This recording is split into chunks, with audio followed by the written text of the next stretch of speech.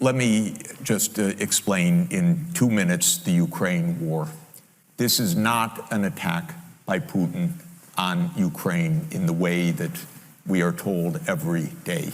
This started in 1990. James Baker III, our Secretary of State, said to Mikhail Gorbachev, NATO will not move 1 inch eastward if you agree to German unification. The U.S. then cheated on this, already starting in 1994, when Clinton signed off on a plan to expand NATO all the way to Ukraine. This is when the so-called neocons took power. The expansion of NATO started in 1999 with Poland, Hungary, and Czech Republic. Then the U.S. led the bombing of Serbia in 1999. That was a use of NATO to bomb a European capital, Belgrade, 78 straight days to break the country apart. The Russians didn't like that very much.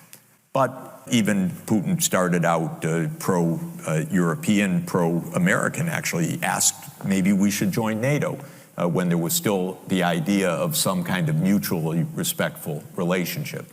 9/11 came, then came Afghanistan, and the Russians said, yeah, we'll support you. We understand to root out terror. In 2002, the United States unilaterally walked out of the anti-ballistic missile treaty. What it did was trigger the U.S. putting in missile systems in Eastern Europe that Russia views as a dire, direct threat to national security by making possible a decapitation strike of missiles that are a few minutes away from Moscow. In 2004-05, we engaged in a soft regime change operation in Ukraine, the so-called First Color Revolution. But in 2009, Yanukovych won the election, and he became president in 2010 on the basis of neutrality for Ukraine. So in February 22nd, 2014, the United States participated actively in the overthrow of Yanukovych. They intercepted a really ugly call between Victoria Nuland and the U.S. ambassador to Ukraine, Jeffrey Piat, who's a senior State Department official till today. And they talked about regime change.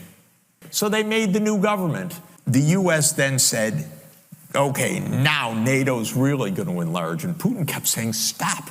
You promised no NATO enlargement. Estonia, Latvia, Lithuania, Bulgaria, Romania, Slovakia, Slovenia, 7 more countries in the not 1 inch eastward. On December 15, 2021, Putin put on the table a draft Russia-U.S. security agreement.